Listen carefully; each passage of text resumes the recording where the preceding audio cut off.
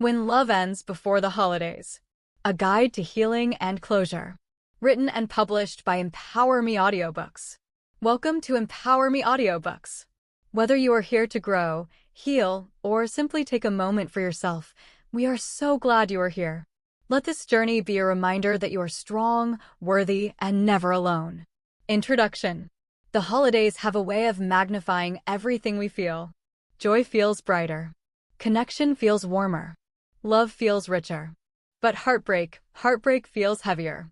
There is something uniquely painful about going through a breakup right before or during the holidays. It hits differently. It cuts deeper. It lingers longer. You're surrounded by lights, music, traditions, families, couples, smiles, reminders everywhere of love, togetherness, and belonging. And in the middle of all of that, you're carrying a grief that feels invisible to the world, but impossible for you to escape. You're living in a season that celebrates warmth, yet you feel cold inside. You're living in a season that celebrates unity, yet you feel alone. You're living in a season that celebrates joy, yet your heart aches in ways you can't put into words. If that's where you find yourself right now, breathe. You are not weak for hurting. You are not dramatic for feeling deeply. You are not behind in life. You are not forgotten by the universe. And you are certainly not alone. This audiobook is for you. For the woman whose heart broke at the worst possible time. For the woman who had plans for this season that will now never happen. And for the woman who is trying to hold herself together while the rest of the world seems so effortlessly happy. This is for the woman in emotional winter. This is for the woman trying to heal in a season she wishes she could skip. This is for the woman whose holidays now feel like reminders of what she's lost. This is for you. When timing intensifies pain. Heartbreak always hurts, but heartbreak before the holidays carries its own kind of sting. It's the loss itself, of course. But it's also the timing. You didn't just lose a person. You lost the plans you were supposed to share, the moments you imagined, the pictures you thought you'd take, the dinners you thought you'd have, the celebrations you thought you'd experience together, the warmth you expected to feel, the comfort you thought you could count on. You lost the holiday you were emotionally preparing for. Your heart doesn't just grieve the person. It grieves the season you thought you would spend with them. It grieves the version of your life you imagined and the love you thought would carry you into the new year. And now there is an emptiness where that future used to be. One that feels louder during the holidays. Heartbreak near the holidays hurts more because 1. Your emotional expectations were higher. We expect warmth, affection, closeness, special moments. Losing someone now creates an emotional whiplash. 2. Traditions become triggers. Decorations, songs, smells, movies, places, all can bring back painful memories. 3. Social media becomes a minefield. Couples posting photos, families laughing, engagements, holiday dinners. You see what you wish you had. 4. Family gatherings bring unwanted questions. People asking about your relationship, your plans, your life. You may dread having to explain. 5. Loneliness feels sharper in contrast to celebration. It's hard to hurt when the world is celebrating. It's hard to grieve when everything around you glitters. It's hard to feel lost when everyone else looks like they've found their place. But your feelings are valid, not selfish, not dramatic, not wrong.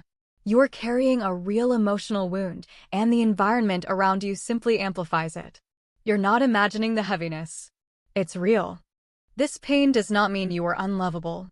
One of the most damaging parts of heartbreak is the belief that something must be wrong with me. I wasn't enough.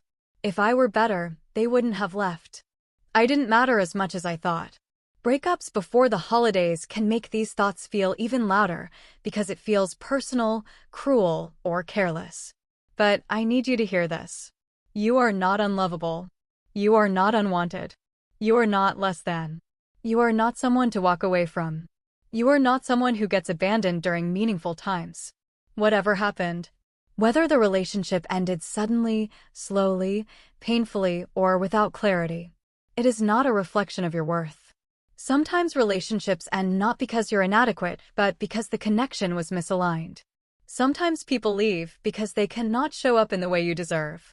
Sometimes souls outgrow each other. Sometimes timing is off. Sometimes it's protection disguised as loss. Your worth is untouched by someone who doesn't want to stay with you. Your grief is normal. You're not failing the holidays. There's a painful pressure that comes with December. Everyone is supposed to be merry. Everyone is supposed to be cheerful. Everyone is supposed to be connected. Everyone is supposed to be in holiday spirit. But deep inside, you may be thinking, I can't pretend. I don't feel like celebrating. My heart is not in it. I feel guilty for not enjoying the holidays. I wish I could skip this time of year. You are not wrong for feeling this way. You are grieving. Your heart is processing loss. Your nervous system is trying to regulate. Your soul is trying to adjust to a new emotional reality. You are not meant to be cheerful while healing. You are not meant to hide your pain to fit the season. You are not meant to perform holiday joy when your heart is heavy. You are meant to feel. You are meant to heal. You are meant to honor where you are. Your heart is doing the best it can in a season that feels too bright for your current darkness. There is nothing wrong with you. This season is not the end of your story. Heartbreak has a way of convincing you that this pain is permanent, that this season defines you, that this loneliness will last forever, that this sadness is your new normal. But that is not the truth. What is true is this.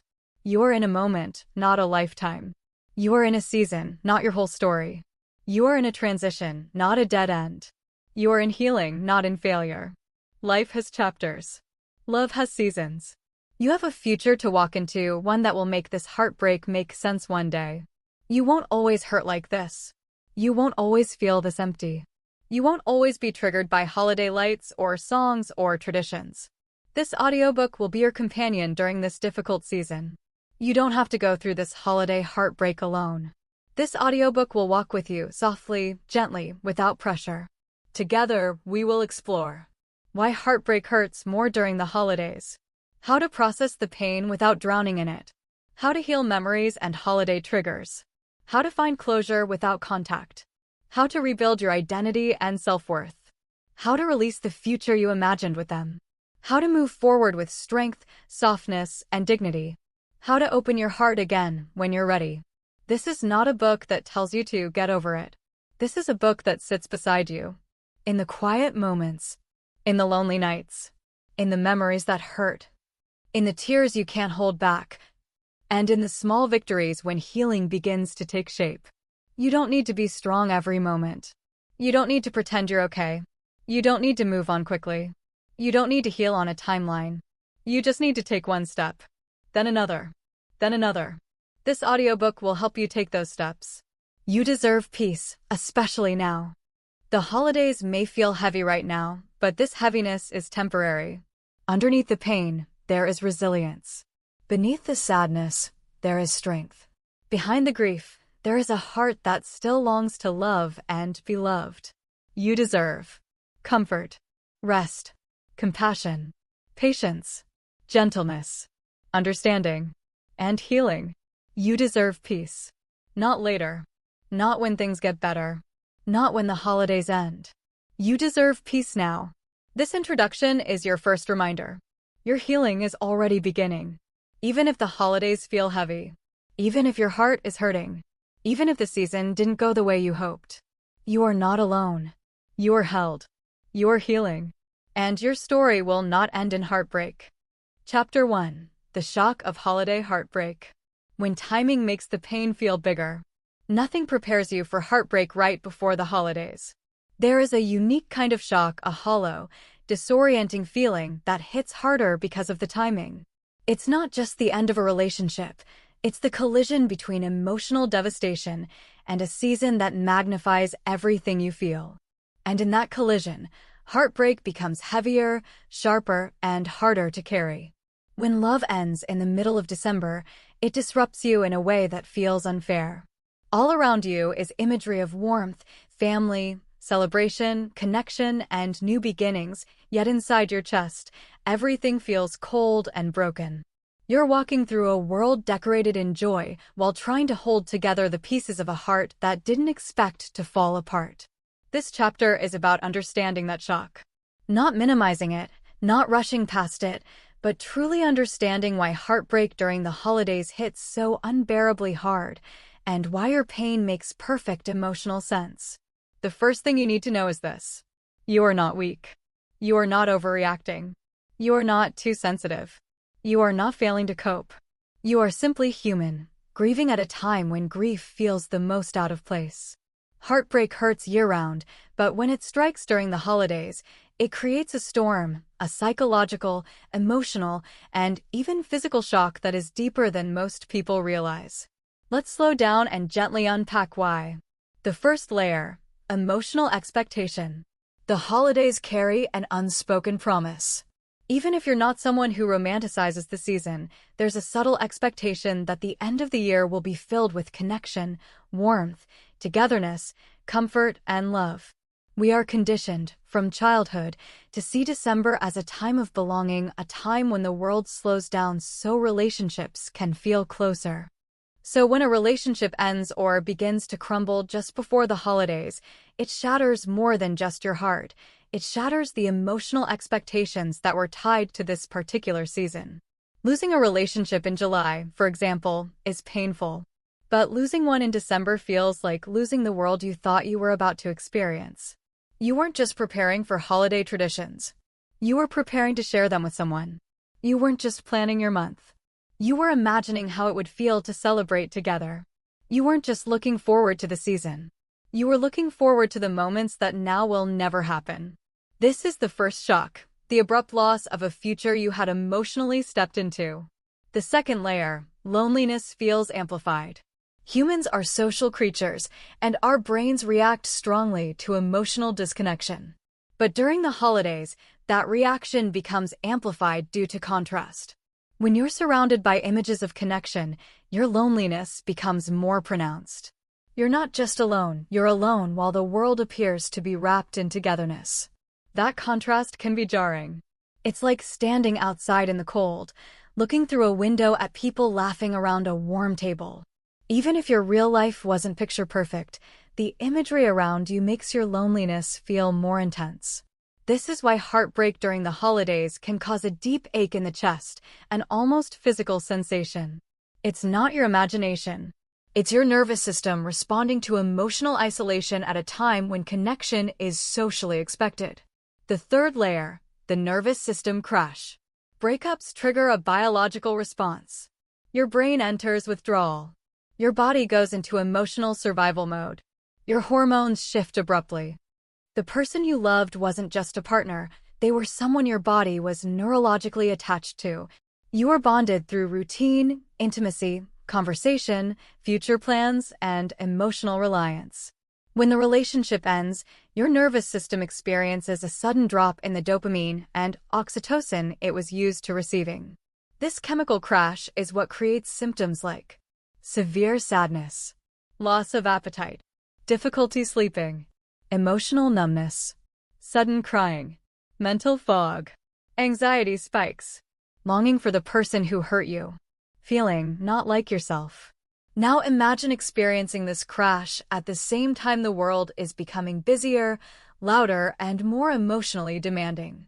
Holiday crowds, gatherings, noise, expectations, and social obligations can overwhelm an already fragile nervous system. This is why even simple tasks like getting dressed, texting someone back, or listening to music can feel impossible.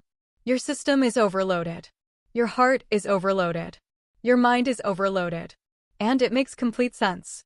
The fourth layer, reminders everywhere. Loss is painful, but what often makes heartbreak unbearable are the reminders. Couples holding hands in stores. Holiday movies filled with romance. Songs about love, togetherness, fireplaces, and forever. Decorations that remind you of memories you won't get to create. Social media posts of couples celebrating. Friends asking, "What are your plans for the holidays?" Family expecting you to show up smiling. Every reminder feels like a sting, a tiny emotional cut that reopens the wound. Before you've even begun to process one trigger, another appears. This constant flooding of reminders is why your heartbreak feels fresh, even days or weeks after the breakup. You're not regressing, you're being re-triggered by the environment around you. You're healing in a season filled with emotional landmines. The fifth layer, the future you imagine disappears. Breakups hurt not only because we lose someone we love, but because we lose the imagined future attached to them. Maybe you pictured cozy nights together. Maybe you bought gifts for them. Maybe you planned dinners, trips, or celebrations. Maybe you imagined bringing them into your family's traditions. Maybe you thought this season would be different, sweeter, warmer, more connected. When the relationship ends, the collapse of that imagined future is devastating. You don't just grieve what was, you grieve what was supposed to be. That grief is real, valid, and profound.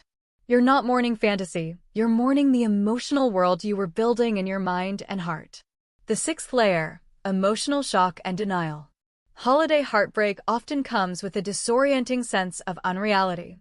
You may find yourself thinking, this doesn't feel real. This wasn't supposed to happen now. How could they leave me right before the holidays? Did the love we shared mean nothing? Just a month ago we were planning things. How did everything change? The mind struggles to reconcile the sudden shift from closeness to distance, from connection to silence.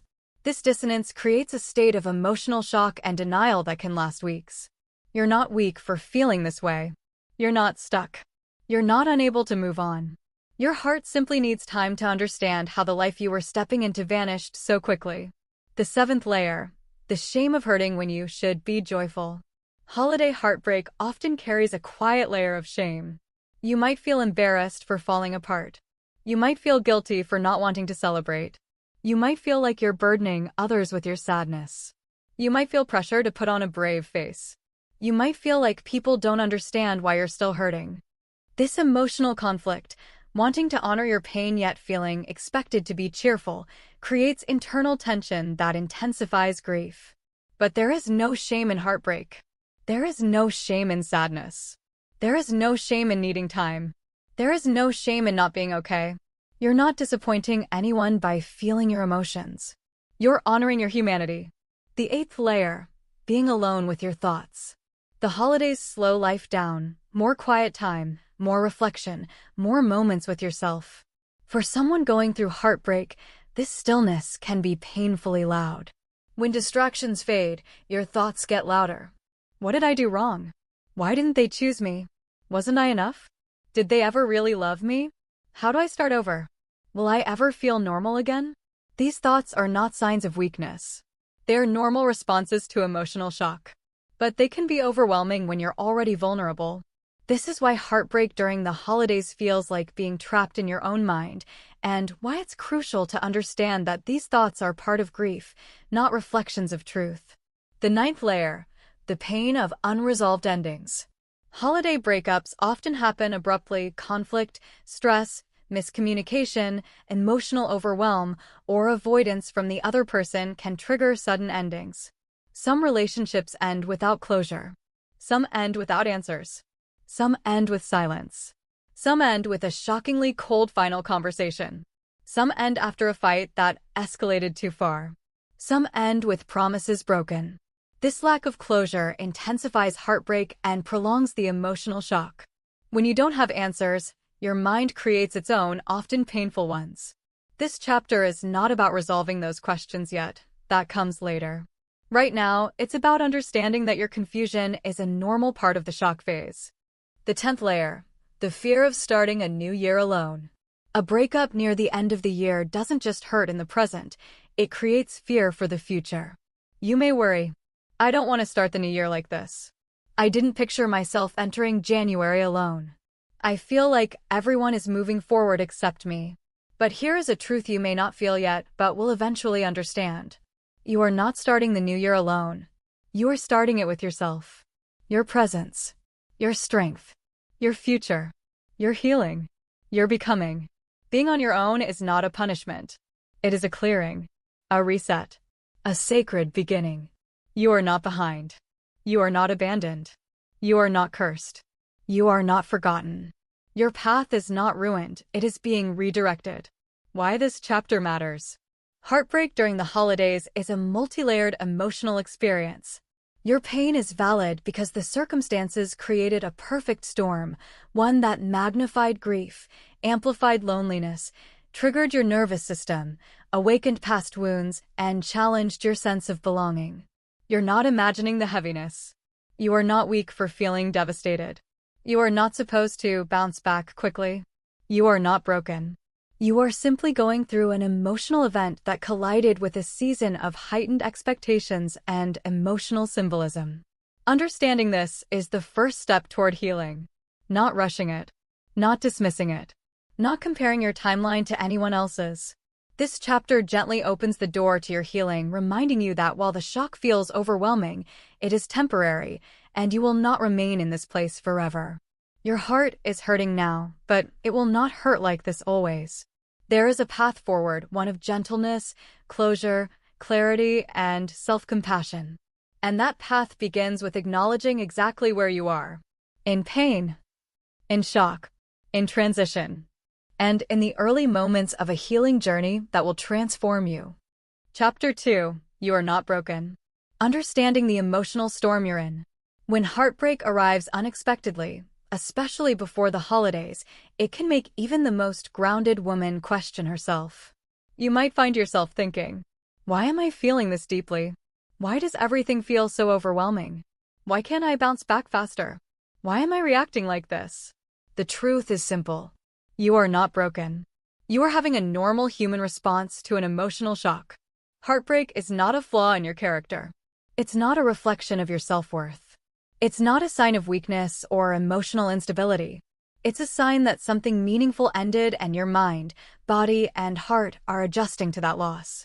This chapter is here to help you understand what's really happening inside you, so you can stop misreading your pain as personal failure and start seeing it as a natural, temporary stage of healing. When a relationship ends, especially unexpectedly, your brain doesn't simply accept it the way a conscious decision might. You don't wake up the next day with emotional clarity. You wake up with confusion, longing, sadness, and a mind trying to make sense of a sudden change. This isn't you falling apart. This is your nervous system recalibrating. Your emotions feel intense because your life just shifted abruptly. What once felt stable, your routines, your plans, your communication, your sense of connection, has been disrupted. And because relationships involve attachment, the loss of one feels like losing a part of your emotional foundation. Nothing about your reaction is irrational. It's not dramatic. It's not a sign you're damaged. It's human. One of the most painful parts of heartbreak is that it crashes into your life without invitation. Even if you saw signs beforehand, the finality still feels jarring. You didn't prepare. You didn't get to emotionally phase out. You were not ready to let go. Your mind is still catching up. This is why you find yourself replaying memories, analyzing conversations, imagining different scenarios, or longing for the comfort the relationship once gave you. Your brain is not trying to torture you. It's trying to understand what happened so it can eventually accept what is. Let's break down this emotional storm so you can understand it with compassion instead of judgment. 1. You're grieving the loss of connection. Human attachment is powerful. When you care deeply for someone, you bond with them emotionally and biologically. Your routines synchronize. Your communication patterns develop. You share experiences, humor, intimacy, plans, and emotional safety. When that ends, you aren't just losing the person, you're losing a connection your mind had integrated into your daily life. The shock you feel is not just sadness, it is the sudden absence of emotional rhythm. You are not broken for missing someone. You are grieving what was once part of your life. 2. You're grieving the future you imagined. A breakup during the holidays doesn't remove the plans you had already envisioned. You were mentally preparing for certain moments. Maybe you pictured shopping together, traveling, introducing them to your family, celebrating, cuddling on cold nights, or starting the new year with renewed closeness. Those imagined moments held emotional weight. Now that they're gone, you're not just grieving the past, you're grieving a future that suddenly dissolved. This grief is real, and you deserve to honor it. 3. Your nervous system is overwhelmed. Heartbreak activates the areas of the brain associated with physical pain. That's why you feel heaviness in your chest or stomach. It's why you feel exhausted or restless. It's why your appetite changes or your sleep becomes disrupted. Your body is not betraying you. It is responding to loss. The numbness, the tightness, the waves of emotion, these are physical symptoms of emotional disruption. When you understand this, You stop blaming yourself for having a human response to a human experience. 4. You're experiencing emotional withdrawal. Relationships create routines, good morning messages, nightly check-ins, shared meals, shared laughter, shared comfort. When the connection ends, your mind still expects those interactions. When they don't arrive, it triggers emotional withdrawal. This can feel like anxiety, longing, emptiness, confusion, emotional spiraling, obsessively checking your phone, desire for contact. This is not weakness. This is your emotional system adjusting to new conditions. 5. You're trying to make sense of something that feels senseless. Breakups often bring unanswered questions. Even if the explanation was clear, the emotional meaning behind it rarely feels fully understood, especially when the timing feels cruel. Your mind wants closure. Your heart wants understanding. Your spirit wants peace. And until those needs are met internally, your emotions may feel chaotic. But chaos is not failure. It's a transition from what used to be to what will be. 6. Shame and self-blame tend to appear in heartbreak.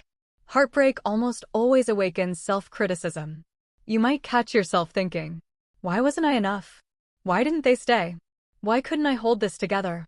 What's wrong with me? But these questions are not glimpses of truth, they're emotional reactions. When something painful happens, the brain instinctively searches for reasons within yourself because internal explanations feel easier to grasp than accepting that someone else's choices were disconnected from your worth. You are not at fault for the pain someone else caused. You are not responsible for their inability to stay. You are not the reason they pulled away. You are simply the one experiencing the impact. And impacts hurt. 7. Your identity is shifting. Relationships create emotional identities. We see ourselves as partners, companions, supporters, lovers, teammates. When the relationship ends, your identity feels shaken because a role you once held is suddenly gone. You may feel lost. You may feel uncertain. You may feel like you don't recognize yourself. But this is part of healing. Your identity is restructuring itself, not disappearing. The discomfort you feel now is actually a sign that you're beginning to reconnect with the version of you that exists outside the relationship. 8. You feel isolated in a season that encourages togetherness. The holidays intensify heartbreak because they emphasize relationships, family, connection, romance, and celebration. When you're hurting, these themes can feel like reminders of what you don't have. This doesn't mean something is wrong with you. It means the environment around you is emotionally loaded. Loneliness during the holidays is not a personal flaw. It's a natural reaction to a season that shines a spotlight on connection. 9. You're experiencing emotional fatigue. Heartbreak is mentally exhausting. Thinking, analyzing, revisiting conversations, imagining alternate outcomes, trying to understand someone's actions, these things drain your emotional energy. If you feel tired, it's not laziness or depression. It's your mind processing a significant event. Fatigue is a sign that you've been using emotional energy simply to function. You're not broken. You're tired from surviving something painful. 10. Healing takes longer because heartbreak triggers layers. A breakup rarely triggers only the breakup itself. It may activate past wounds, moments in your life when you felt rejected, abandoned, unseen, unchosen, misunderstood, or undervalued. This layered pain can make the heartbreak feel deeper than the length of the relationship might suggest. But deeper pain does not mean you're dramatic. It means you're healing not just the present wound, but past ones too. This is an opportunity for profound emotional growth, even if it doesn't feel like it yet. So here is what you need to know, clearly and confidently. Nothing about what you're feeling is evidence that you are broken. Nothing. Your emotions are not weaknesses. Your tears are not failures. Your longing is not regression. Your confusion is not dysfunction. Your slow mornings and heavy evenings are not proof that you're falling apart. They're proof that you're processing something meaningful. Healing is not about snapping out of it. It's about learning to understand yourself in a moment of emotional upheaval. This storm inside you is not a sign of any flaw. It's a sign that your heart cared, your soul invested, and your emotional world is rearranging itself piece by piece. You are not broken. You are healing. And healing is never a straight line. Some days you will feel stronger. Some days you will feel fragile. Some moments will surprise you with hope. Others will test you with memories. None of this is failure. It's the path of emotional recovery. The storm won't last forever. Your identity will stabilize. Your nervous system will regulate. Your heart will settle. Your mind will gain clarity. Your future will open again. And you will eventually see this chapter as a turning point, not the end of your story, but the moment you began reconnecting with yourself in a deeper way. Chapter 3. Grieving What Could Have Been. Letting go of the future you imagined. One of the hardest parts of heartbreak is not just accepting what happened between you and the person you cared about, it's accepting the loss of the future you imagined with them. This grief is quiet, emotional, tender, and often misunderstood. Other people may focus on the relationship itself, saying things like, "It's better this way," or "You'll find someone new," but they rarely recognize the deeper truth. You're not just mourning the person. You're mourning the life you pictured with them. The future you built in your mind was a real emotional experience. It carried hope, excitement, meaning, and momentum. It gave your heart something to look forward to, especially during the holidays, when dreams feel closer and emotional connection feels more significant. So when that future disappears, it leaves behind a very real sense of loss. This chapter is about understanding that grief, not judging it, not rushing it, not trying to numb it, but learning how to gently release a future that was never yours to hold long-term, no matter how much you wanted it. Why grieving the future hurts so much. Human beings don't form emotional attachments only to people. We attach to possibilities, to imagined moments, to shared plans, to the potential of a life built with someone. Maybe you imagined holidays together. Maybe you imagined what your home would look like. Maybe you imagined future years, milestones, or traditions. Maybe you pictured what kind of partner they could be. Maybe you thought they would grow with you. Maybe you believed you were building something meaningful. When the relationship ended, it wasn't just a breakup. It was the collapse of the emotional blueprint you had created. You weren't wrong for imagining those things. This is how people bond. Your heart wasn't naive, it was hopeful. Your dreams weren't unrealistic, they were human. Your plans weren't foolish, they were rooted in genuine possibility. Losing a future you cared about is a real form of heartbreak. It deserves to be acknowledged. The attachment to what could have been. When we form an emotional connection, our mind starts building a future narrative. It's automatic. We imagine conversations, memories, rituals, growth, and integration. The brain likes to project forward. It creates mental images of what life will look like with this person in it. This emotional forecasting creates meaning and stability. It gives the heart something to invest in. It creates emotional security. When the future dissolves, your mind doesn't simply erase those images. They stay and they ache. You may feel the sting of missed moments like, "We were supposed to spend the holidays together. I thought we'd share this winter. I imagined waking up next to them on New Year's Day. I thought things were heading somewhere deeper." These feelings are not signs of delusion, they are signs of attachment. Grieving what could have been is grieving the emotional world that lived in your imagination. That world had value. That world had meaning. That world mattered. And losing it is painful in ways that can't be explained to those who weren't inside it with you. Letting go of a future that felt real. Letting go of an imagined future is not about pretending you never cared. It's not about forcing yourself to just move on. It's not about shaming yourself for hoping. It's about slowly releasing your grip on something that no longer aligns with your present. It happens gradually. First, you grieve what you thought would happen. Then, you accept what actually happened. Then, you create space for the possibility that your future will unfold differently, and maybe even better, than the one you lost. Letting go isn't forgetting. Letting go isn't dismissing. Letting go isn't erasing. Letting go is simply acknowledging that the road you imagined is no longer the road you're walking. And that's okay. Why the timing intensifies grief. A breakup before the holidays steals not just a future, but a season you were mentally preparing for. There is a particular pain in seeing holiday lights, hearing music, watching couples shopping together, or noticing families gathering when your heart is still trying to process its loss. You grieve not only what could have been, you also grieve what should have been happening right now. Maybe you had plans. Maybe you had gifts. Maybe you had expectations of warmth and closeness. Maybe you thought this time of year would deepen your connection. When those things vanish, the emotional whiplash is intense. You are preparing for togetherness, but instead you're processing emptiness. This contrast makes the grief feel heavier. It might even cause you to feel like you're living in two realities, the one you hoped for and the one you're forced to accept. This tension between expectation and reality is a major source of heartbreak pain. There is nothing wrong with you for feeling it. You didn't imagine a fantasy, you imagined a possibility. Sometimes women feel embarrassed or ashamed for imagining a future with someone who left. You may think, did I imagine the whole thing, or was I too invested? Or did I build a future in my head that wasn't real? But here's the truth. You didn't imagine something impossible. You imagined something based on the emotional connection you felt at the time. You hoped because the relationship gave you reasons to hope. You planned because the relationship felt like it had potential. You pictured a future because your heart felt safe enough to envision one. This doesn't make you foolish. This makes you open-hearted.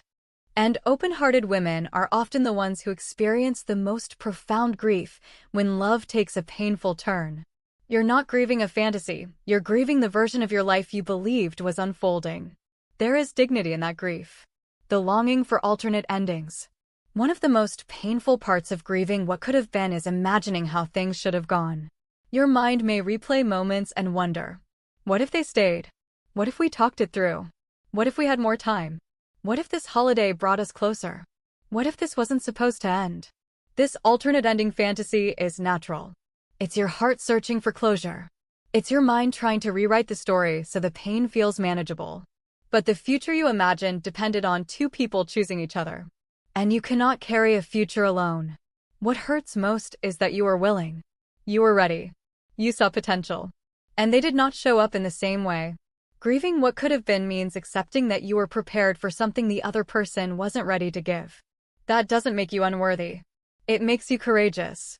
Releasing the version of yourself who lived in that future. There is another layer to this grief. You must let go of the woman you thought you would become alongside this relationship. Maybe you felt softer with them. Maybe you felt chosen. Maybe you felt more secure. Maybe you felt hopeful. Maybe you felt emotionally connected in ways you hadn't in a long time. Losing the relationship means losing the version of yourself who existed in that imagined life. This is one of the deepest parts of heartbreak. You grieve the self you thought you were becoming. But here's the healing truth. The woman you were becoming through someone else was not the only version available to you. She is still inside you. She still exists independently of that relationship. She can still emerge, but this time for yourself, not for someone else. This new chapter of your life is not about losing yourself. It's about rediscovering who you are without the influence of someone who walked away. The emotional messiness of letting go. Letting go of the future you imagined is not a clean or linear process. You may feel some days full of acceptance, some days full of longing, some days at peace, some days devastated, some days detached, some days nostalgic, some days angry, and some days hopeful again. This emotional swing does not mean you're stuck. It does not mean you're regressing. It does not mean you're weak. It means you're human. It means you're healing. It means you're moving through grief at the pace your heart can handle. Letting go happens slowly in layers, sometimes without you noticing. One day you realize you're less triggered by reminders. Another day you realize you're not checking your phone as often. Another day you realize you've accepted that the future will look different. Small moments add up. Healing is quiet like that. You can honor the future you imagined without clinging to it. You don't need to erase your hopes to move forward. You don't need to pretend the imagined future didn't exist. You don't need to judge yourself for caring. What you can do is honor it. That future mattered to me. That version of my life felt beautiful. That dream made me feel connected and hopeful. And then gently remind yourself, it wasn't meant for this moment in my life. It wasn't aligned with who I'm becoming. It wasn't sustainable with the person I was with. It wasn't the future that would support my highest good. This reflection isn't about dismissal. It's about acceptance. What you gain in letting go. When you release the future that didn't unfold, you create space for a future that will. A partner who chooses you consistently. Love that is mutual, not one-sided. Connection built on emotional maturity. Holidays that feel warm because the relationship is stable. A life aligned with your authentic self. You're not letting go of hope, you're letting go of misalignment. The future you imagined wasn't wasted. It taught you what you want. It taught you what you value. It taught you how you love. It taught you what matters to your heart. And now you get to carry that wisdom forward. The moment things shift, there will come a moment, quiet, subtle, almost unnoticeable, when your heart begins to understand something. You didn't lose your future. You lost their place in it. Your life is still unfolding. Your path is still open. Your future is still yours. What could have been is not the limit of what can be. The grief of losing an imagined future is real and valid and deep. But it is not the end of your story, it is the clearing before your next beginning. You are not walking toward emptiness. You are walking toward alignment. You are not losing the future. You are stepping into one that truly belongs to you. Chapter 4. Learning to hold yourself. Self-compassion in the darkest moments. There comes a point in heartbreak, especially heartbreak that arrives before the holidays, when the loneliness intensifies, the reality settles in, and you begin to feel the weight of every emotion all at once. It often happens late at night or in the quiet moments you didn't prepare for. The places where their presence used to fill space now feel painfully empty. The memories you thought you had tucked away rise up without warning.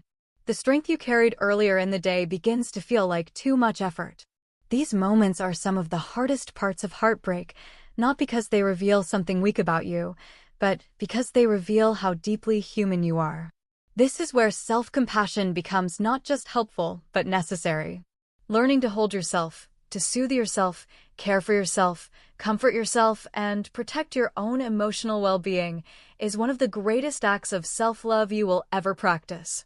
It is the foundation of emotional resilience. It is the skill that carries you not just through heartbreak, but through future challenges, future disappointments, and future seasons of transformation. Most of us grow up without learning how to hold ourselves emotionally. We learn how to be productive, responsible, efficient, polite, capable, and strong. But we are rarely taught how to be gentle with ourselves. We rarely learn how to comfort ourselves when we're hurting, how to speak to ourselves with compassion instead of criticism, how to sit with our feelings instead of suppressing them, or how to treat our emotional pain with the same care we would give a friend. Heartbreak, especially during a time as emotionally charged as the holidays, forces you into an unfamiliar but powerful role. You must learn to become your own safe place.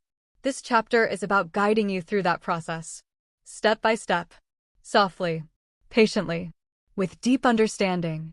The first part of learning to hold yourself is acknowledging that what you're feeling is real. This might sound simple, but many women unconsciously invalidate their own emotions. They say things like, "I shouldn't be this upset. It hasn't been that long. I should be stronger. Other people have bigger problems. I shouldn't let this bother me. I should be over it by now." These thoughts are not compassionate, they're self-critical. They imply that your feelings are inconvenient, inappropriate, or excessive.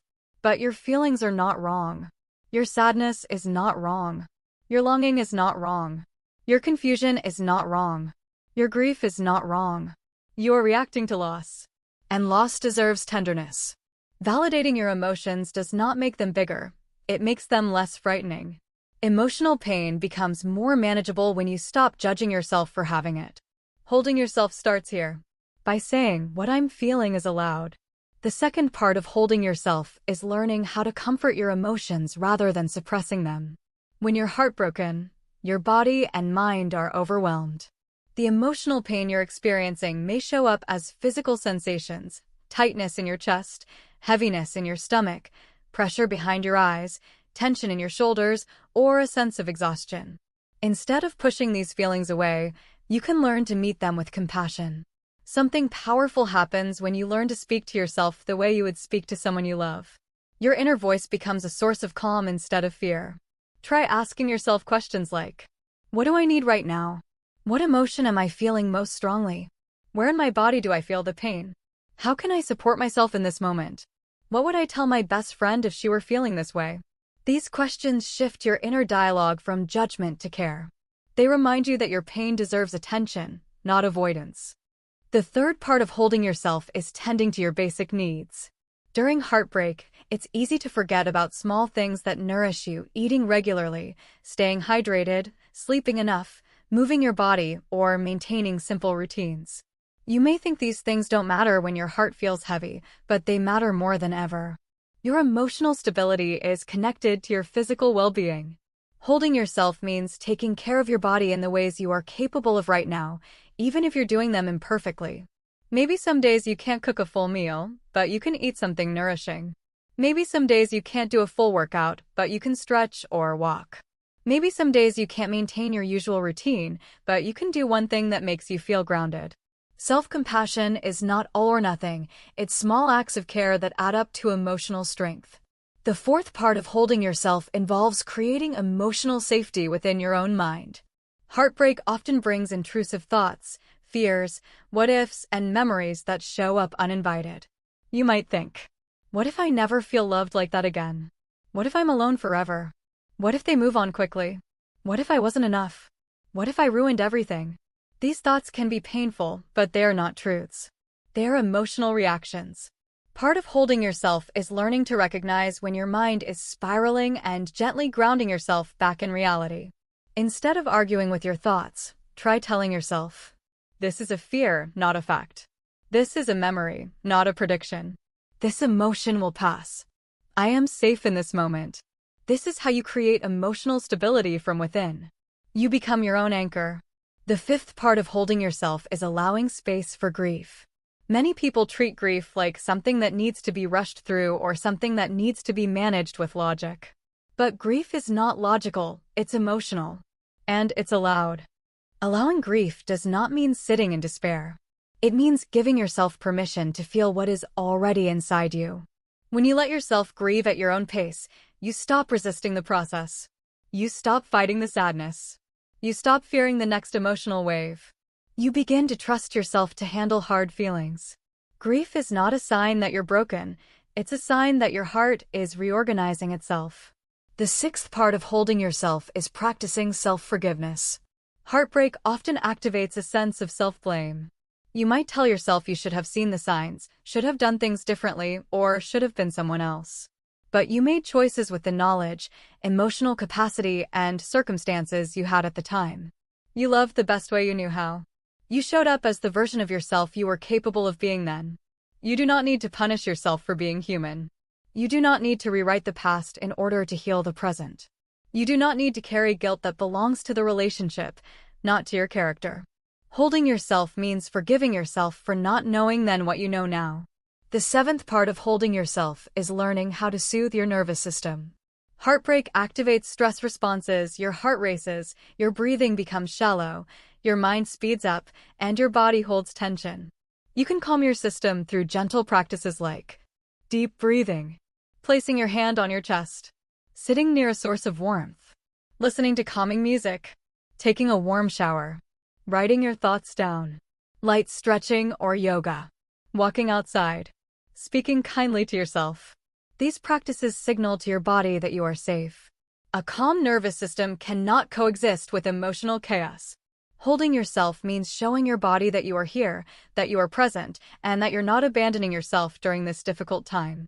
The eighth part of holding yourself is building emotional boundaries, internally and externally. Internally, this means setting limits on how much you replay conversations, overthink the relationship, or indulge in self-blame. Externally, it means choosing who you talk to about your pain and protecting your energy from those who may minimize or misunderstand your experience. Not everyone deserves access to your vulnerability. Not everyone can support you the way you need right now. Not everyone has earned the right to hear your story. Holding yourself means choosing emotional safety over obligation. The ninth part of holding yourself is reconnecting with yourself in small but meaningful ways. Heartbreak temporarily disconnects you from the parts of yourself that feel confident, joyful, or grounded. You may feel fragmented or unsure of who you are. You can begin reconnecting by focusing on what brings you comfort, what brings you calm, what brings you meaning, what brings you small moments of relief, what brings you closer to yourself. These are not grand gestures, they're simple, gentle steps back home. Maybe it's lighting a candle in the evening. Maybe it's reading. Maybe it's making tea before bed. Maybe it's listening to soothing music. Maybe it's journaling for 5 minutes. Maybe it's crying in a safe space. Maybe it's doing absolutely nothing for a while. Reconnection is not about changing your life right now. It's about noticing the things that make you feel whole, even for a moment. The 10th part of holding yourself is giving yourself permission to move slowly. When you're heartbroken, it's easy to pressure yourself to speed up your healing. But healing is not something you force. Healing is something you allow. You are allowed to be tired. You are allowed to take breaks. You are allowed to have days where you don't feel strong. You are allowed to not know what you're doing next. You are allowed to grow at a pace that feels manageable for your nervous system. Holding yourself means respecting your own timing instead of pushing yourself into emotional spaces you're not ready for. The 11th part of holding yourself is believing that you are worthy of the compassion you give to others. Many women are gentle, patient, kind, and nurturing toward the people they love, but struggle to extend even a fraction of that care to themselves. You deserve the same kindness you give so freely. You deserve the same patience. You deserve the same understanding. You deserve the same gentleness. Learning to hold yourself means recognizing that your heart matters just as much as anyone else's. And finally, the 12th part of holding yourself is remembering that healing is not about becoming who you were before the heartbreak. It's about evolving into someone stronger, wiser, softer, and more self-connected. You will not be the same woman you were before this experience. You will be deeper. You will be clearer about what you deserve. You will be more self-aware. You will be more emotionally anchored. You will be more compassionate with yourself. You will love again, with more discernment and self-trust. Learning to hold yourself is learning how to love yourself in ways you never had to before. It is not an easy process, but it is a transformative one. And it will shape you into a woman who knows how to protect her heart, honor her needs, and navigate future relationships with grounded emotional wisdom. You are not alone in this moment. You are not without support. You are not without strength. You are learning to be your own safe place. And that is one of the greatest gifts heartbreak can give you. Chapter 5: Surviving Holiday Triggers. Family gatherings, social media, and seasonal memories. Holidays have a way of bringing out the best in people and the most painful reminders in others. When you're healing from heartbreak, it can feel like the entire season is designed to trigger your emotions. Decorations you once loved suddenly feel heavy. Songs you grew up enjoying suddenly bring tears. Family gatherings feel complicated. Social media becomes a minefield of reminders you never asked for. This chapter will guide you through these triggers with strength and self-compassion. You don't need to be strong in the sense of pretending nothing hurts. You need to be strong in the sense of knowing how to support yourself when things do hurt. This chapter will help you do exactly that. To begin, you need to understand one important truth. Holiday triggers aren't signs that you're failing to heal. They're reflections of how deeply your heart is adjusting to a changed reality. They're part of the process, not obstacles to it. If you can understand your triggers, prepare for them, and meet them with care, you will move through this season with far more emotional stability. Let's unpack the 3 main categories of holiday triggers: family dynamics, social media triggers, and seasonal memories. 1. Family gatherings, the emotional pressure cooker. Family gatherings during heartbreak can be overwhelming for several reasons. You might fear being asked questions about your relationship, or you might worry that talking about the breakup will make you emotional. You might feel pressure to pretend you're okay when you're not. Sometimes, family members don't fully understand the depth of your pain, or they may unintentionally make comments that sting. So how do you survive these gatherings without losing your emotional balance? Start with permission. Give yourself permission to attend in whatever emotional state you're in. Arrive late or leave early. Step outside for a breather. Stay quiet if you're not ready to talk. Share only what feels comfortable. Skip events that feel overwhelming. You don't need to perform holiday happiness. You don't need to play the role of the strong one. You don't need to show up for every gathering if your heart isn't ready. Your emotional well-being matters more than holiday obligations. If you expect certain family members to ask questions that trigger you, prepare a gentle, clear response ahead of time. Something like, "Thank you for caring. I'm still healing and I'm taking it day by day. I'd prefer not to go into details right now. Or, I'm focusing on myself this season. I appreciate your support. You're not required to explain anything. You don't owe anyone an emotional disclosure, especially not during a time when you're still trying to steady yourself. Another helpful practice is identifying one or two safe people at the gathering, people who make you feel grounded, understood, or simply calm. Lean on them when things feel overwhelming. Having one comforting presence can anchor you in difficult environments. And if the gathering becomes too much, it's okay to leave. Leaving is not weakness. It's self-protection. The most important thing to remember is that your presence at a holiday gathering is not a performance, it's a choice. And you have every right to make choices that prioritize your emotional safety. 2. Social media triggers. The comparison trap. Social media becomes particularly painful during the holidays. Suddenly your entire feed is filled with couples taking photos by Christmas trees, going on winter trips, exchanging gifts, and posting yearly recaps full of achievements, milestones, and relationships.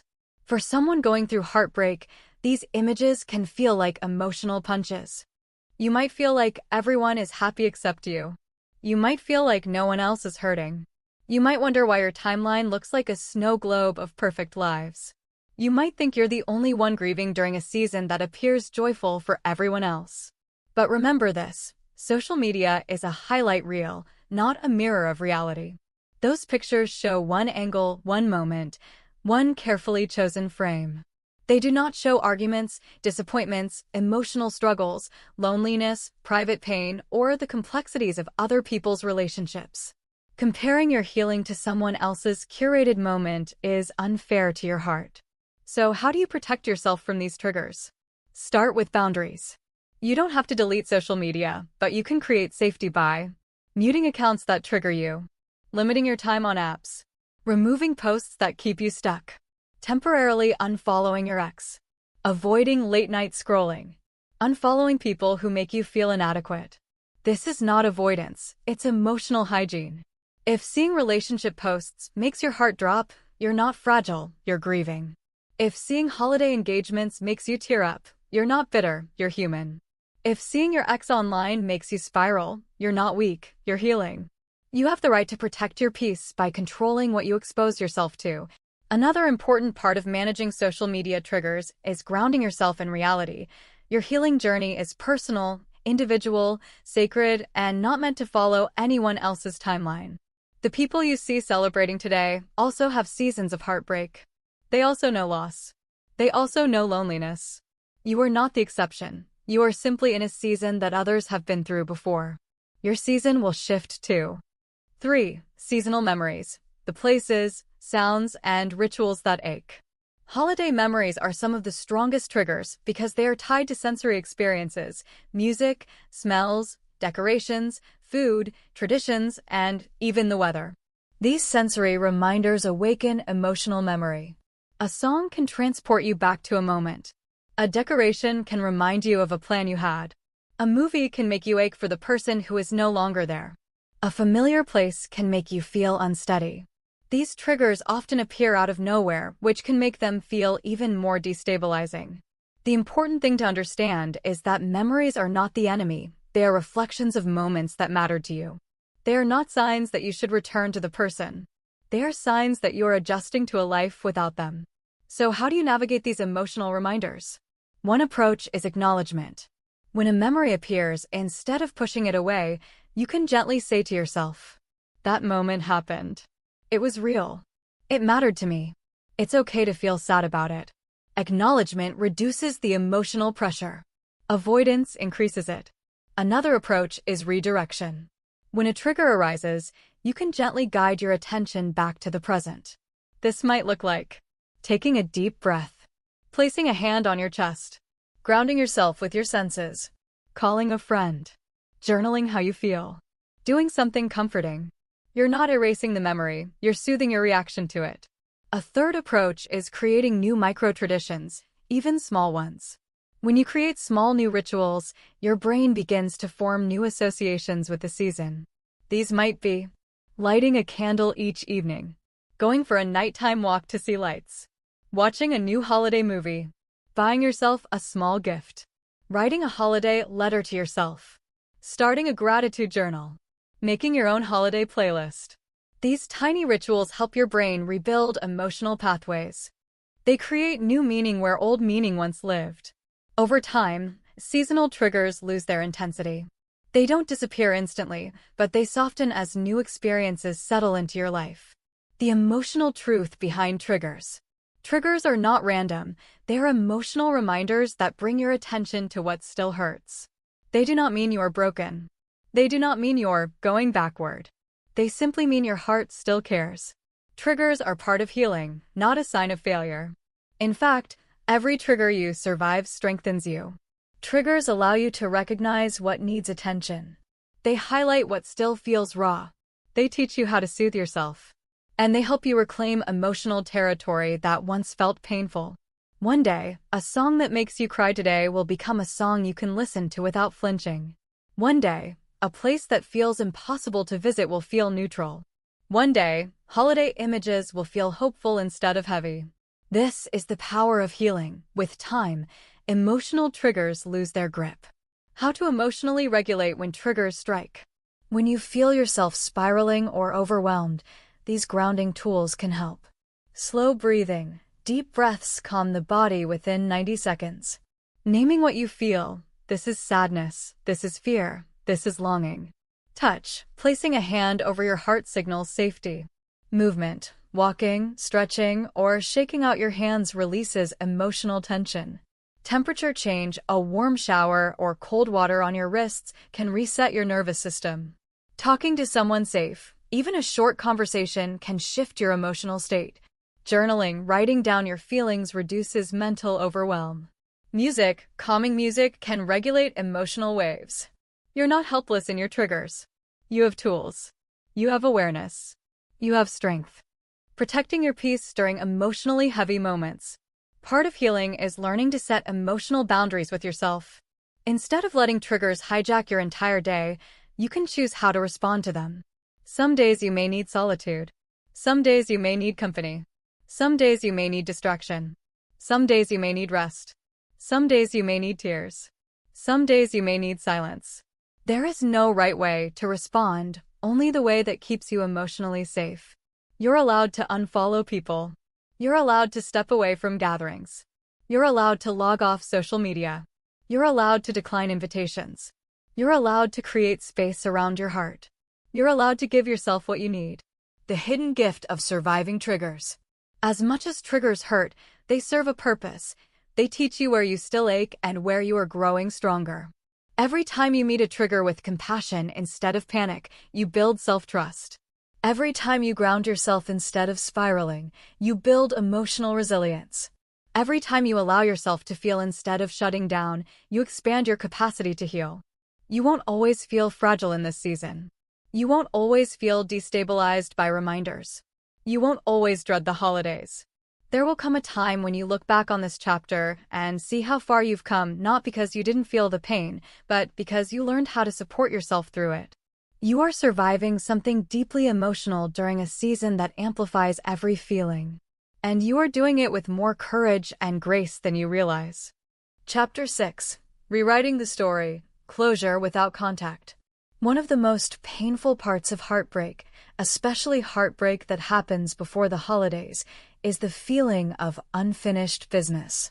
You may find yourself replaying conversations, analyzing moments, searching for clarity, or wishing for one last talk that ties everything together neatly. But for many women, that closure never comes. Sometimes the other person is unwilling to talk. Sometimes they offer empty explanations. Sometimes they disappear completely. Sometimes they end things abruptly and refuse to expand. Sometimes they seem cold or distant when you're still emotionally invested. Sometimes the answers they give don't match their actions, leaving you with more confusion than clarity. This lack of closure can leave you feeling stuck, emotionally suspended between what happened and what it meant. Closure, however, is not something another person gives you. Closure is something you create for yourself. This chapter will teach you how to do that, gently, slowly, respectfully, and with full ownership of your emotional well-being. The first step in creating closure without contact is acknowledging the reality of what you know. The mind tends to search for hidden meanings or alternate explanations when it doesn't understand why someone behaved the way they did. But real closure begins with accepting the information you already have. Maybe the person was inconsistent. Maybe they were emotionally unavailable. Maybe they weren't ready for the level of commitment you wanted. Maybe they avoided difficult conversations. Maybe they pulled away when things started to deepen. Maybe they enjoyed connection but feared responsibility. Maybe their feelings changed and they didn't know how to handle it maturely. Maybe they didn't have the emotional tools to communicate honestly. The reason doesn't need to be dramatic to be valid. Often, people leave not because of one major issue, but because they lack the capacity, stability, emotional intelligence, or courage to show up in the way a relationship requires. Closure begins by accepting that their choice reflects them, not your worth. This brings us to a second truth. When someone walks away from you, especially abruptly, it reveals their limitations, not your insufficiency. Many women internalize breakups by thinking, I wasn't enough. If I had done more, maybe they'd stay. I wasn't lovable enough. I didn't matter enough. But closure requires you to detach your identity from someone's inability to choose you consistently. They didn't leave because you were unworthy. They left because the relationship asked something of them: emotional presence, accountability, communication, vulnerability, that they either couldn't or wouldn't give. That is not your fault. The next step in creating closure without contact is understanding what you wanted from that final conversation. Most women don't actually want answers, they want relief. You want relief from confusion, relief from self-blame, relief from uncertainty, relief from emotional overwhelm, relief from feeling invisible or discarded. You want to hear something that makes the pain feel justified or logical. You want the reassurance that your feelings were real and mutual. You want acknowledgement of your emotional investment. You want validation that the connection meant something. These desires are human. They don't make you weak, they make you honest. But here's the reality. A person who couldn't give you clarity during the relationship cannot suddenly give you clarity after the relationship. If they couldn't communicate openly when you were together, they will not magically become communicative now. Expecting emotional maturity from someone who did not offer it before will only hurt you again. What your heart is craving is not their explanation. It is understanding that your emotions were valid, your hopes were valid, and your pain is valid. That understanding does not need to come from them. It can come from you. The next part of creating closure is releasing the idea of the perfect ending. People imagine closure as a peaceful conversation where everything finally makes sense. The other person expresses regret, acknowledges your worth, explains their actions thoughtfully, and gives you the emotional wrap-up you deserve. But real life rarely works like that. Most endings are messy. Most endings are incomplete. Most endings leave questions unanswered. Most endings expose truths that hurt more than they clarify. Waiting for the other person to give you closure keeps you emotionally tied to them. Giving closure to yourself frees you. Self-created closure is not a consolation prize. It is the most empowered form of healing. So how do you create closure without their participation? You begin by rewriting the story. Not the story of the relationship itself, but the story you tell yourself about its ending. You rewrite your meaning of what happened. You rewrite the interpretation that your mind is making out of the silence. You rewrite your identity outside of the breakup. Start with this powerful truth. Someone's decision to leave does not erase the love you gave. It does not make your memories worthless. It does not make your connection imaginary. It does not make you unworthy of future love. Their departure is a reflection of where they were emotionally, not a reflection of who you are. Closure comes when you stop interpreting the ending as evidence of inadequacy. Next, closure requires acceptance, not agreement. You don't need to agree with the way things ended. You don't need to approve of their choices. You don't need to like what happened. You don't need to feel okay about it. Acceptance simply means acknowledging that the relationship ended the way it did, and no amount of replaying, analyzing, or imagining alternate outcomes will change the past. Acceptance is not emotional resignation. Acceptance is emotional freedom. When you stop resisting what happened, your heart can begin healing from it. Another part of closure is allowing anger, sadness, confusion, longing, and disappointment to exist without judging yourself. You cannot close a chapter you refuse to feel. Closure is not about becoming emotionless. It's about allowing your emotions to express themselves in a healthy way so they can eventually settle. Let yourself cry if you need to. Rest when you feel depleted. Write a letter you never send. Feel the sadness without suppressing it. Talk it out with someone trusted and non-judgmental. Be honest with yourself about what hurts. Validate your grief. These emotions are not obstacles to closure, they are closure. They are the process of moving emotional energy out of your body. Suppressed emotions don't disappear, they wait. Felt emotions lose their power. The next part of closure is reclaiming your self-worth. Heartbreak can temporarily confuse your sense of value. You may feel rejected, unseen, unchosen, or unimportant. You may think the ending says something about your desirability or lovability. But consider this. If your worth depended on another person's ability to stay, then your worth was never yours to begin with. Your worth is not determined by who chooses you, who leaves you, who recognizes your value, who doesn't appreciate you, who stays in your life, and who fails to show up. Your worth is inherent. Their departure is their loss. You are a smart, beautiful, sensitive, caring woman. You must say this to yourself to get closure. I am still amazing, even after this heartbreak. Part of closure is also recognizing that you're not losing the love you deserve. You are losing the love that wasn't right for you. The person who walked away was not the only person capable of loving you. They were simply the one who wasn't meant to continue your journey. Closure expands your vision from what ended to what is now possible. Another core element of closure is detaching from the version of the story your heart wants to believe. Often after a breakup, you hold on to selective memories, the best conversations, the sweetest moments, the emotionally intimate experiences. This is natural, but it paints an incomplete picture. Closure requires the whole truth, not just the highlights. Ask yourself, did they show up consistently? Did they communicate honestly? Did they make you feel emotionally safe? Did they meet your needs? Did they invest equally?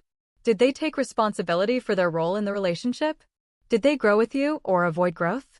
When you answer honestly, you begin to see the relationship clearly, not nostalgically. Clarity reduces emotional grip. Clarity restores power. Clarity creates closure. Finally, closure without contact comes from making a deliberate internal decision. I am no longer waiting for this person to heal me. I will heal myself. You do not need their words to stop hurting.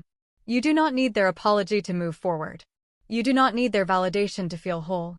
You do not need their permission to let go. Closure is not something they give, it's something you choose. Choosing closure may feel like choosing yourself for the first time in a long time. And that is the beginning of emotional liberation. Closure is the moment you realize, I may not know everything, but I know enough. The relationship is over, and my healing begins here. This doesn't mean you forget them. It means you stop waiting for them. This doesn't mean you stop caring instantly. It means you stop abandoning yourself emotionally. This doesn't mean the pain disappears in one day. It means you stop giving that pain new fuel. Closure is not a switch. It's not a single moment. It's a direction. You turn inward. You stabilize yourself. You reclaim your power. You honor your feelings. You accept what happened. You release what cannot be changed and you decide to move forward. This is closure. Not perfect. Not painless nor tidy. But yours. Chapter 7. Rediscovering yourself. Who you are without them. Heartbreak doesn't just end a relationship, it disrupts your sense of identity. When someone becomes part of your routine, your conversations, your emotional world, and your daily life, their absence creates a sudden emptiness. It can feel like pieces of you have gone missing, like parts of your personality have gone quiet, like your life has lost color. You are still you, but you may not feel like yourself. This chapter is about finding your way back, not to who you were before the relationship, but to the deeper, wiser, more self-aware woman you are becoming. Because true healing isn't about returning to your old self, it's about rediscovering the parts of you that got buried, neglected, or overshadowed by the connection you lost. You're not starting from zero. You're starting from experience. And that changes everything. To rediscover yourself, you need to understand why heartbreak disrupts identity in the first place. When you bond with someone emotionally, mentally, sometimes even physically, your brain forms relational patterns. You share routines. You develop couple dynamics. You create inside jokes, rituals, rhythms, preferences, and habits that intertwine with that person. You don't even notice how much your life becomes intertwined until that connection ends. Then suddenly, you're left with pockets of space that used to be filled by them. Time that used to be shared. Thoughts that used to be about we instead of I. Plans that now feel unfinished. Dreams that feel disconnected from reality. You feel the emptiness not because you're weak, but because you invested deeply. You cared. You built something. You allowed yourself to integrate another human into your emotional fabric. Rediscovering yourself starts by acknowledging this. You didn't lose yourself. You merged temporarily, and now you are coming back home. One of the first steps in rediscovering who you are is reconnecting with your inner voice, the voice that was yours long before the relationship, the voice that got quieter as you focused on the connection, the voice that is still inside you waiting to be heard. Your inner voice is the part of you that knows what feels right, what feels wrong, what you truly want, what you truly need, what your boundaries are, what makes you feel alive, what drains your energy, what inspires you, what scares you, and what you're ready to grow into. But when a relationship ends abruptly, especially before the holidays, that voice can feel buried under sadness, longing, self-doubt, or anxiety. You may question your worth, your desirability, your judgment, or your emotional strength. But your inner voice is still there. It hasn't disappeared.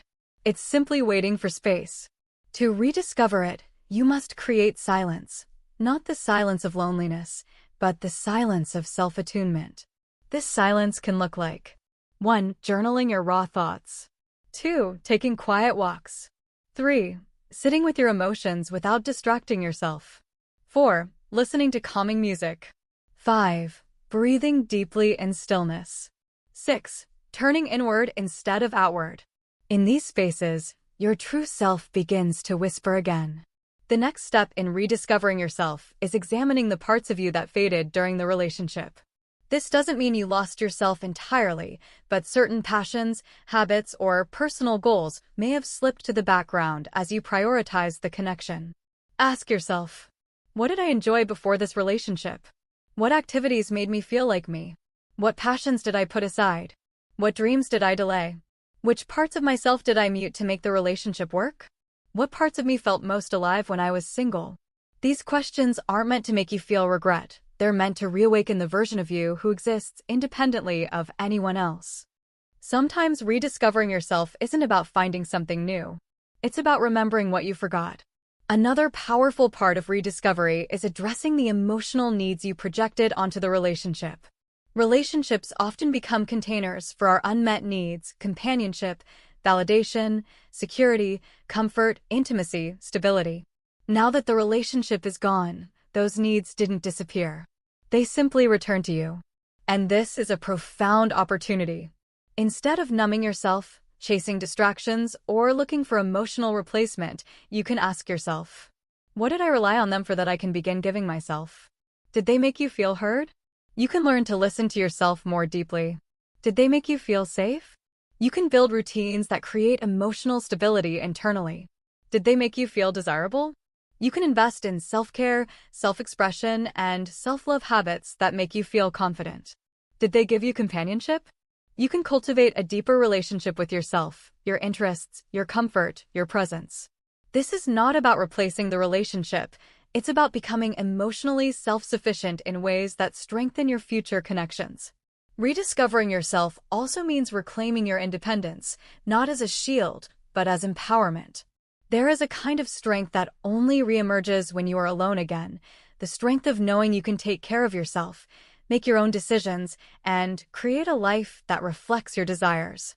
This independence doesn't make you cold or closed off. It makes you whole.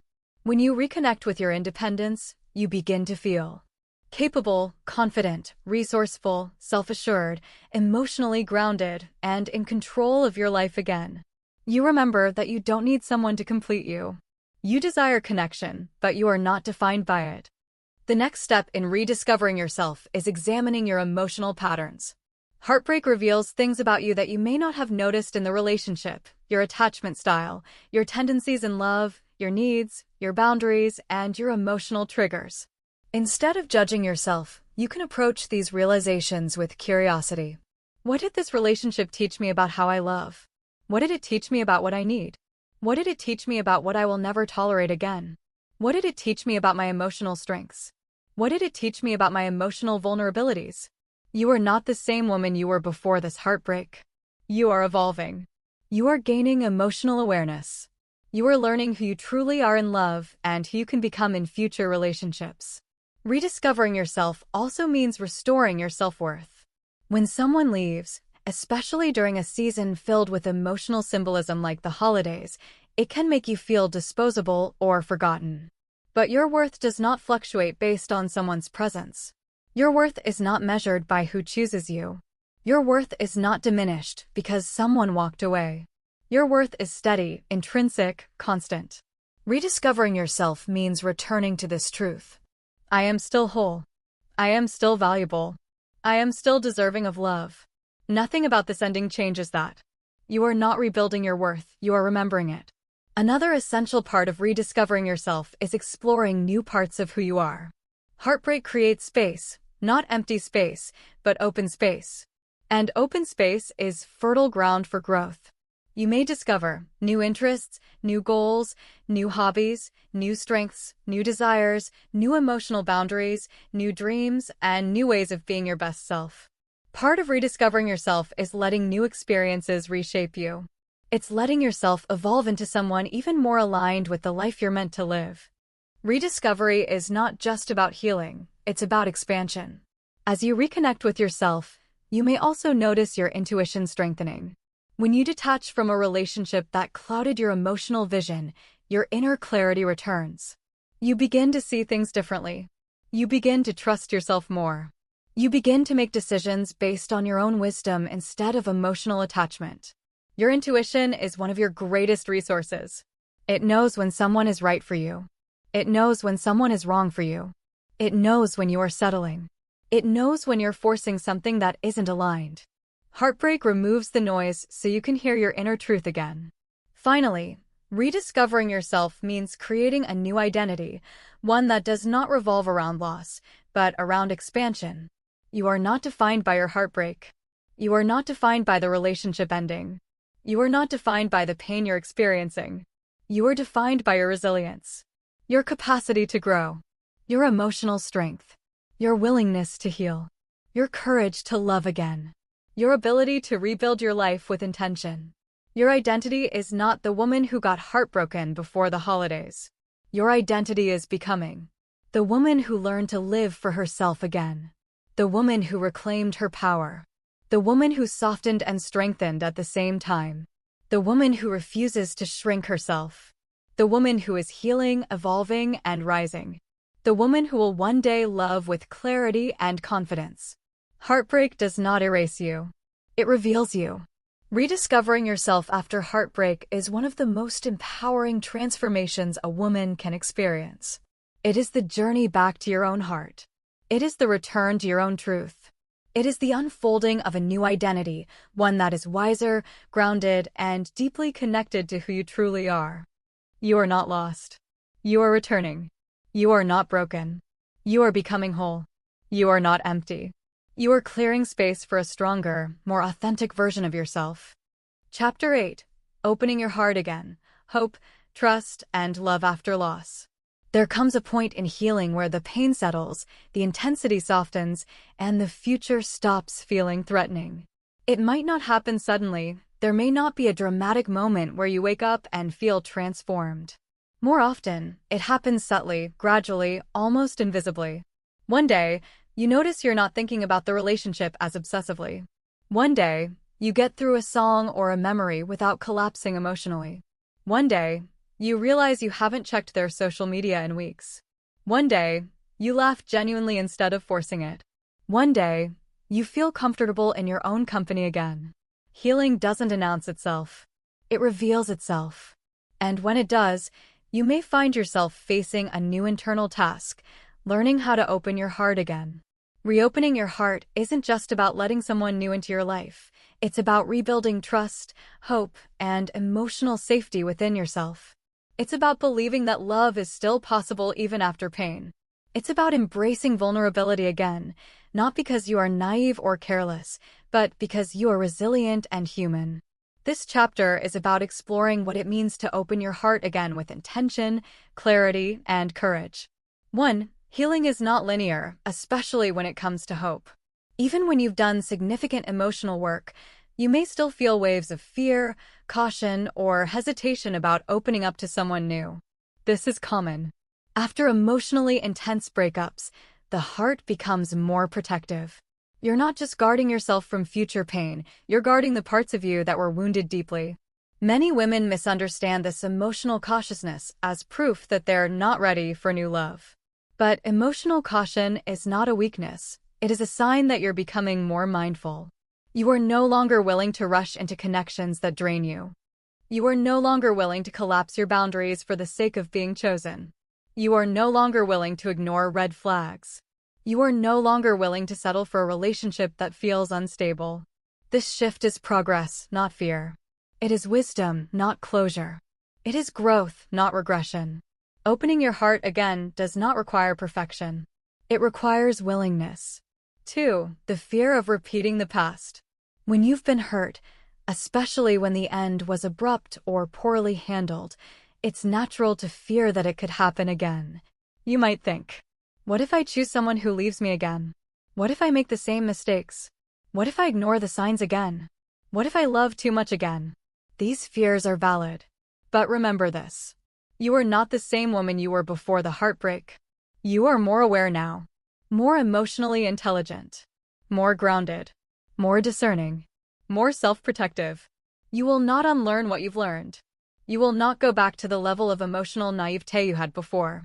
You will carry your wisdom into the next chapter. Fear, in this context, is not an alarm telling you to isolate yourself. It is a reminder that love should be entered into with intention, not desperation. 3. Rebuilding self-trust. Opening your heart again begins with trusting yourself, not trusting someone else. Heartbreak can damage your belief in your own judgment, especially if you feel you ignored signs, minimized needs, or misread someone's emotional availability. You may believe that someone else deceived you, but you also may feel that you deceived yourself. To open your heart again, you must rebuild your relationship with your own intuition. Ask yourself, what did I tolerate that didn't feel right at the time? What needs did I suppress? What boundaries did I compromise? What parts of myself did I silence? Not to shame yourself, but to learn. Self-trust is not built by avoiding relationships. It is built by staying connected to yourself within relationships. Self-trust sounds like, if something feels off, I will acknowledge it. If my needs are not being met, I will speak up. If someone doesn't show up consistently, I will not chase them. If something is hurting me, I will not gaslight myself. Self-trust is emotional self-respect, and it sets the tone for future love. 4. Reopening your heart slowly. You don't need to approach future relationships with either fear or recklessness. You can open your heart gradually, intentionally, at a pace that feels safe. This might look like getting to know someone slowly, not rushing emotional intimacy, not projecting fantasies onto a person you barely know, letting them earn your trust over time, seeing them clearly instead of idealizing them. Healthy connection builds gradually. It doesn't demand instant fusion. It doesn't pressure you to collapse your boundaries. It doesn't require self-abandonment. Opening your heart slowly does not reduce passion. It increases alignment. 5. Love requires vulnerability, but not recklessness. There is no emotional intimacy without vulnerability. You cannot connect deeply while guarded entirely. At some point, opening your heart again means accepting emotional risk. But vulnerability does not mean recklessness. Emotional risk does not mean emotional self-sacrifice. Being open does not mean being careless. You do not need to hand someone your heart immediately. You can open your heart with discernment. Healthy vulnerability sounds like, I will allow myself to feel, but I will not abandon myself in the process. 6. Recognizing alignment, not potential. One of the biggest shifts that happens after heartbreak is learning to differentiate between who someone could be and who someone actually is. In previous relationships, you may have fallen in love with potential, the version of someone that existed in your imagination, not in reality. This often leads to disappointment because you're investing in a future that depends on someone changing. Going forward, you will assess relationships based on alignment. Do their actions match their words? Do they show up consistently? Do they communicate openly? Do they take responsibility for their behavior? Do they respect your emotions, boundaries, and needs? Do you feel emotionally safe with them? Alignment is mature love, and it is the foundation of long-term connection. 7. You don't need to heal all your wounds before you love again. Some women believe they must become perfectly healed before entering another relationship, that they must eliminate every insecurity, fear, or emotional need first. But healing is not something you finish before living your life. Healing happens alongside it. You can be healing and loving, healing and dating, healing and trusting, healing and opening up. The key is not perfection, it's self-awareness. You are not obligated to be emotionally flawless. You are allowed to be human and growing. 8. Love after heartbreak is different, but deeper. There is a beauty in loving again after loss. You're less impulsive. You're more reflective. You're less attached to fantasy. You're more grounded in reality. You're less reactive. You're more intentional. You begin to choose partners not based on excitement alone, but based on emotional stability, compatibility, mutual respect, shared values, conflict resolution skills, capacity for commitment. This is not boring, it is secure. The kind of love that sustains life is not chaotic, it is consistent. 9. The fear of being alone forever. Many women fear that if they don't meet someone soon, they'll spend the rest of their lives alone. This fear often intensifies after a breakup, especially during a season that highlights relationships. But fears are not predictions. They are emotional echoes of loss. The belief that there are no good partners left is a scarcity mindset, not reality.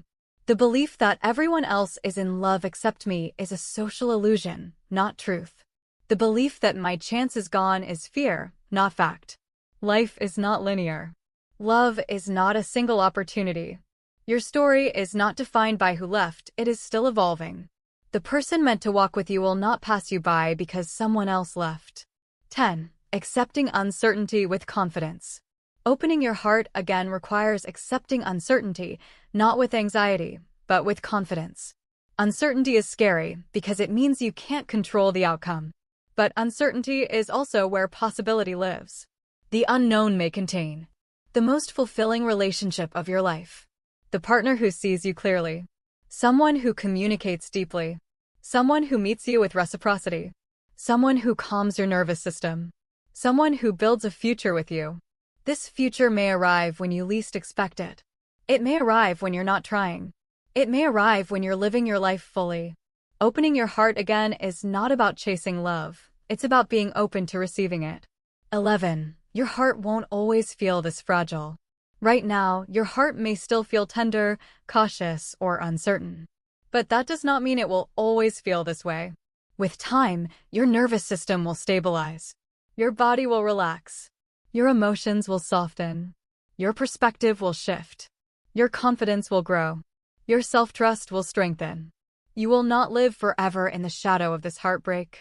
You will not always carry the heaviness you feel now. Your heart is healing even on days when you don't notice it. 12. Opening your heart again is an act of courage. Not because you're naive, but because you're resilient.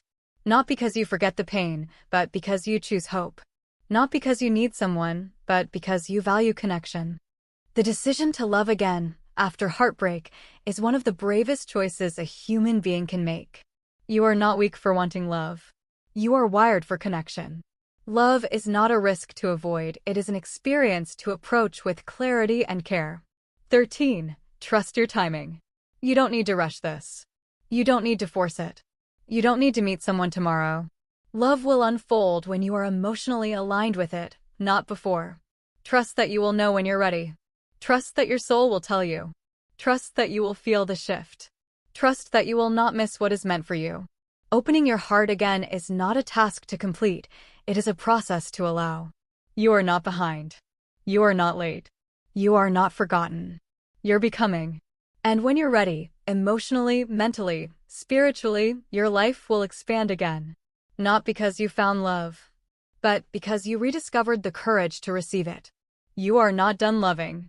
You are just beginning a new chapter of love with more wisdom, more discernment, more emotional maturity, and more self-respect than ever before. The future is not empty. It is open. And you are walking toward it with a stronger, braver, and more authentic heart. Chapter 9. A New Beginning. Life After Heartbreak. There comes a moment in the healing journey when you realize that the pain, the confusion, the longing, and the emotional storm have shifted. It may not be a dramatic moment, and it may not happen all at once. It might arrive quietly, gently, almost imperceptibly. Maybe you notice you're breathing deeper. Maybe you notice you're sleeping better. Maybe you notice your mind isn't racing. Maybe you notice you're no longer scanning social media for signs of how someone else is living. Maybe you notice that holidays don't feel like reminders anymore, they just feel like days. Healing doesn't always look like a milestone you can measure. It often looks like the absence of pain. For a long time, heartbreak becomes part of your emotional landscape. It influences your thoughts, your actions, your mood, your confidence, and your connection to the world. It dictates how you show up in social spaces. It colors your experience of daily life. But eventually, slowly, the heartbreak that once consumed you becomes one chapter of your story, not the whole story. This final chapter is about that transformation. It is about life after the pain.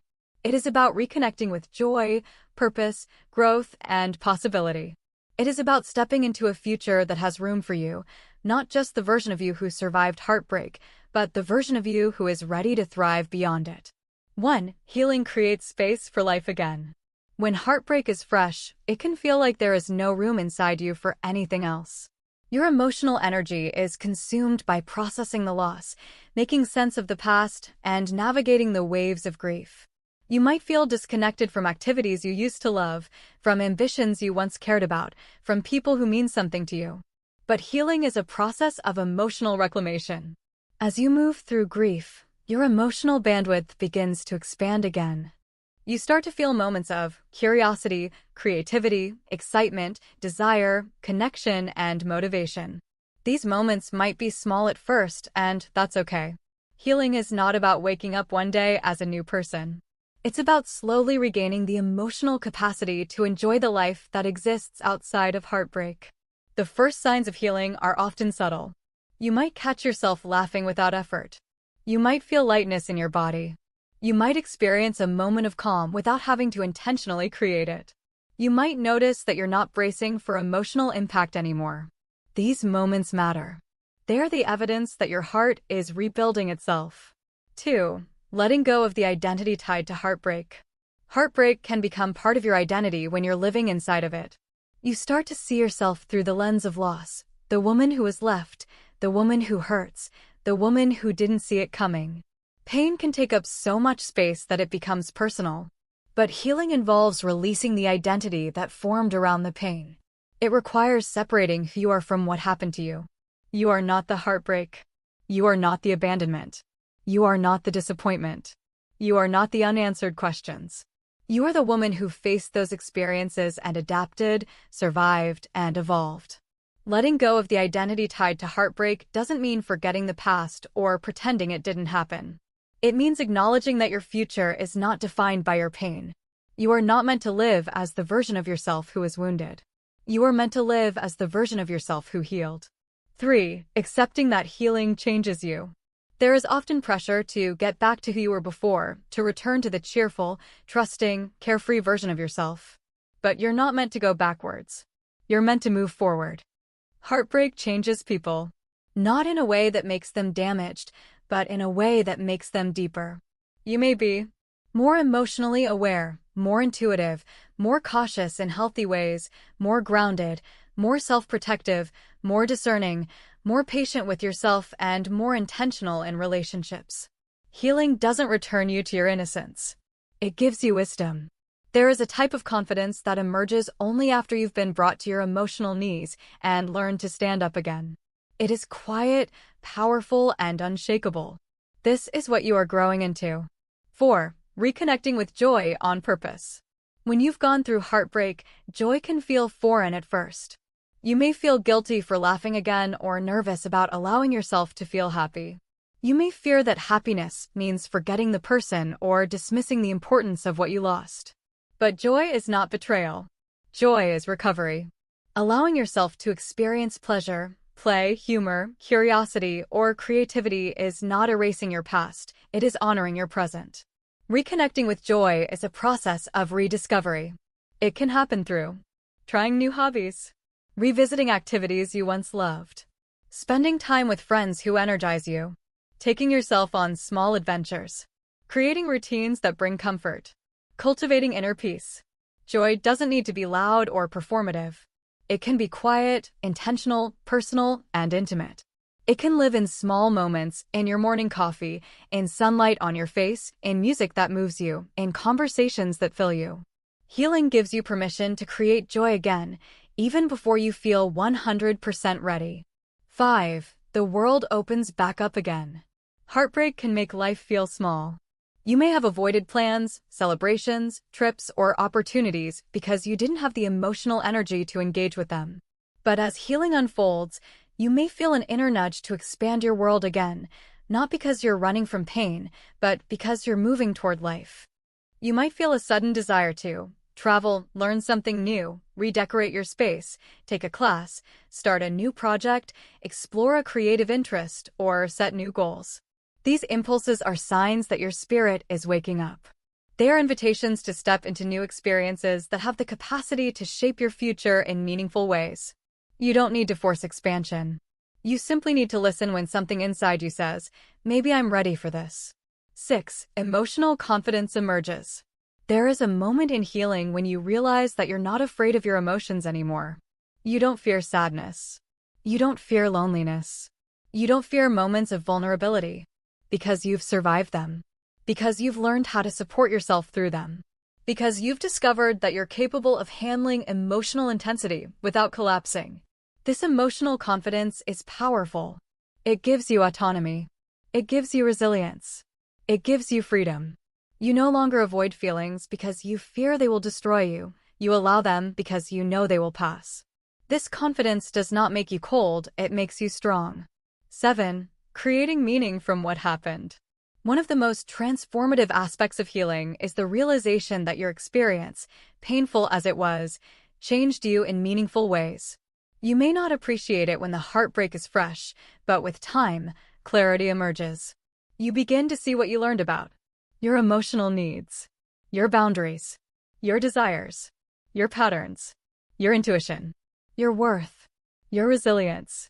You begin to understand what relationships require, what you will no longer tolerate, what compatibility truly means, how important emotional communication is, how valuable your time and energy are. There's a shift from, why did this happen to me, to, what did this experience teach me? This shift doesn't minimize your pain. It gives your pain purpose. 8. Reopening to love without rushing into it.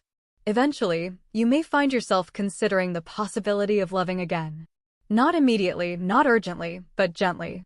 You may find yourself thinking, maybe I'm ready to meet someone new. Maybe I could feel something again. Maybe I could open up with caution and curiosity. This openness does not mean you've forgotten the past. It means you've integrated it. Love after heartbreak often looks different, not impulsive, not desperate, not chaotic, not one-sided. It is slower. It is steadier. It is kinder. It is mutual. You are not chasing love. You are allowing love to meet you. 9. Your story is not behind schedule. After heartbreak, especially one that derails holiday plans or future expectations, it's easy to feel behind in life. You might think, I thought I'd be further along by now. I thought I'd be building a future with someone. I feel like everyone is moving forward except me. But heartbreak doesn't delay your life. It reroutes it. There is no universal timeline for love, success, belonging, or fulfillment. Your life is unfolding in alignment with your emotional growth, not according to anyone else's pace. No part of your story is wasted. No experience put you behind. You are not late to your life. You are right on time for the life that is meant for you. 10. Honoring who you've become. You survived something that broke you open. You sat with emotions that overwhelmed you. You faced loneliness during a season that highlights connection. You found strength in moments you thought would destroy you. You rebuilt your relationship with yourself. That deserves recognition. You are not the same person you were before. You are more capable of love and more capable of choosing well. You are more capable of connection and more capable of protecting your heart. You are more capable of vulnerability and more capable of discerning who deserves it. You didn't just survive heartbreak. You transformed through it. 11. The future is not a threat, it is an invitation. When you're in pain, the future can feel overwhelming or terrifying. You don't know what's next. You don't know what will happen. You don't know who you will meet or who you will become. But when healing begins to settle, the future stops feeling like an enemy. It becomes an invitation. The invitation sounds like, who do I want to become now? What parts of myself do I want to explore? What kind of life do I want to build? What relationships do I want to cultivate? What experiences do I want to create? Your future is not defined by who left, it is shaped by who you choose to be now. 12. You are allowed to move forward without perfect closure. You may never receive the explanations you wanted. You may never have the conversation you hoped for. You may never know why someone made the choices they did. But closure is not a prerequisite for a meaningful life. It is a psychological process, not a conversation. You do not need a perfect ending to begin a new chapter. You do not need resolution to rebuild. You do not need answers to move forward. Sometimes, healing is accepting that some questions will remain unanswered and still choosing joy anyway. 13. You are not starting over, you are starting fresh. When heartbreak triggers grief, identity loss, and emotional upheaval, it can feel like everything is collapsing. But nothing about your healing journey is a reset. It is an evolution. You are not starting over in love. You are dating with more clarity. You are not starting over in your life. You are creating from wisdom. You are not starting over in your identity. You are growing into wholeness. Everything you learned will serve you. Everything you felt will deepen you. Everything you survived will strengthen you. 14. A new beginning. Life after heartbreak is not a return to normal, it is a transition into the next version of yourself. You are stepping into a future where your heart is open, but not naive. Your standards are high, but not guarded. Your love is generous, but not self-sacrificial. Your boundaries are firm, but not rigid. Your joy is real, not performative. The woman you are becoming is not defined by the relationship that ended, she is defined by the courage it took to rebuild. This is the beginning, not because heartbreak disappeared, but because it no longer dictates the course of your life. The pain shaped you, but it does not own you. The loss hurt you, but it does not define you. The ending broke you open, but it did not break you down. You are still here. You are still capable. You are still learning. You are still worthy. You are still becoming. What awaits you is not repetition of the past. What awaits you is alignment, reciprocity, emotional safety, and deep connection with others and with yourself. So, take a breath. Look toward your future. And walk forward with the understanding that you are not behind. You are not alone. You are not broken. You are not stuck.